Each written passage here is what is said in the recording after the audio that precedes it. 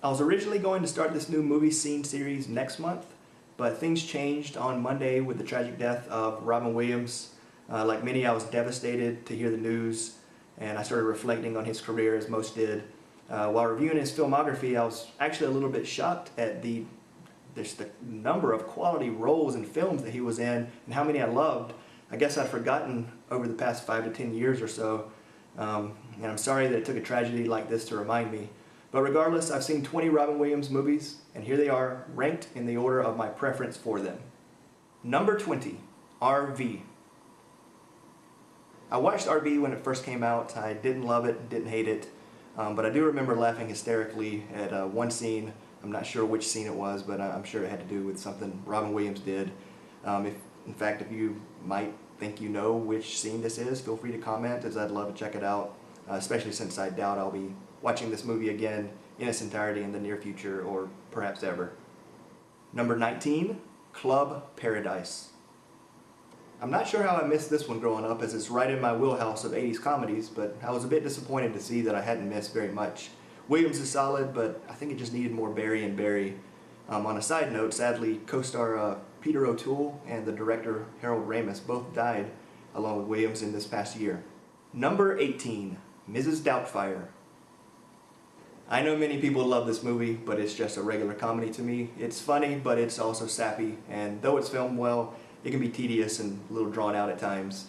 I would have rather seen Williams portray this character in a one-act comedy special, and this won't be the only popular movie that I rank a little lower than normal.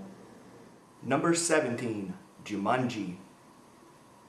It's a fun movie, and I'm a fan of cheesy special effects, but not when they're CGI. And this was 2 years after Jurassic Park, and by the same ILM team, so there's really no excuse. But again, it's a fun movie, especially for the family, and Williams does have his moments. Number 16, Hook. Not as bad as some would have you to believe, but not as great as the praise that others give it. It falls in the shoulda, coulda, woulda bucket based on Spielberg being the director and the incredible cast that it has.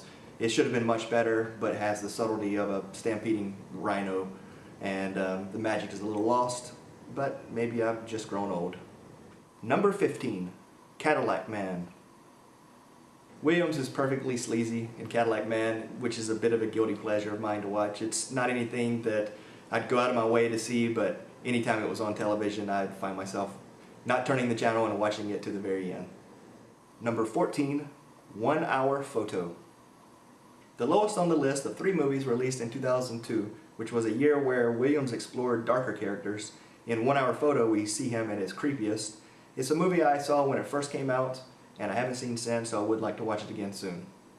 Number 13, Death to Smoochy. I love this movie. It is dark, twisted, but with an ironic innocence that underlines and overcomes the cynicism. Williams is hilarious. It is as funny upon repeated viewings as it was the first time I watched it. Number 12, Popeye. Williams' first starring film role. It was considered a bomb because it only made triple what it cost to make it. Some people think it's bad, those people are fools. It's a living cartoon, Williams is perfect, and with the removal of 1 or 2 songs, it would be in my top 10 on the list. Number 11, The Final Cut. Perhaps I overlooked the film's flaws due to the subject matter being similar to a story idea that I, and I'm sure many others had before watching the movie. And in fact, Philip K. Dick probably imagined something similar decades ago. Regardless, it's a great movie that I think everybody should watch, and Williams gives an appropriately understated performance. Number 10, Insomnia. This is an excellent movie, one of the best on the list, but I'm not ranking them in the order of quality of filmmaking. I'm ranking them based upon how much I like them, which in this case is 10th best. As creepy as Robin Williams was in 1 Hour Photo, he's twice as chilling in Insomnia. Number 9, The World According to Garp. A multifaceted movie with surprising depth. It's maybe the most complex movie on the list. It grows along with the viewer, and in it Williams gives us a glimpse of the breadth of his acting range that we would see throughout his career. Watch out for the undertow on this one. Number 8, The Birdcage. The American version of La Cage aux Folles doesn't disappoint. It's hilarious, honest, and touching for all the right reasons. Williams actually plays a bit of the straight man. and it's actually an important step in reshaping American consciousness. Number 7, World's Greatest Dad. The highest ranking movie on the list from this millennium, this could actually be Williams' final great movie role, which is painfully ironic considering the subject matter, but I'd like to see Boulevard first before making that claim. With time and repeated viewings, this could creep into the top 5, or it might fall out of the top 10. Number 6, Good Will Hunting. Alright, bring on the hate. Good Will Hunting misses the top 5. Yes, Williams received an Oscar, but it was more of a career nod, let's be honest. He was great, the movie's great, but it's a little overly sentimental at times. If it's your favorite, I understand. It's not your fault. Number 5, Aladdin. Aladdin straight up changed the game for cartoon voice work and the usage of high-profile celebrity actors in cartoons.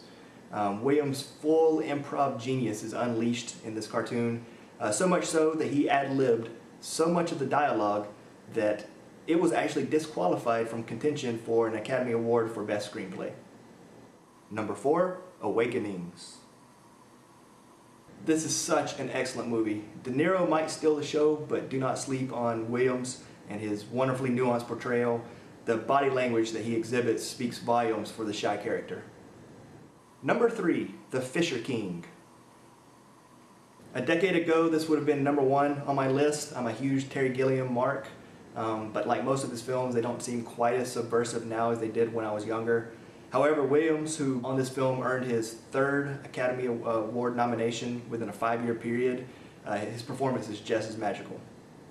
Number 2, Good Morning Vietnam. One of the first R-rated movies that my dad let me watch. It's also the first movie that earned Williams an Academy Award nomination. It's perhaps the most pure Robin Williams performance. I can't imagine anyone else in this role. No one has the manic, controlled energy that he does to pull it off. And number 1, Dead Poets Society. I watched it again, and I cried like a baby again.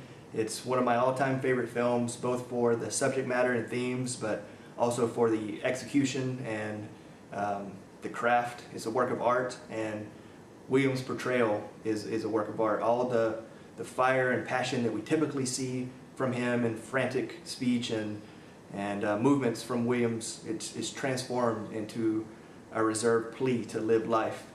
As someone who doesn't like to speak in front of people or on camera, I just want to thank Robin Williams for giving me the inspiration to stand up and make this video. Oh, Captain, my Captain.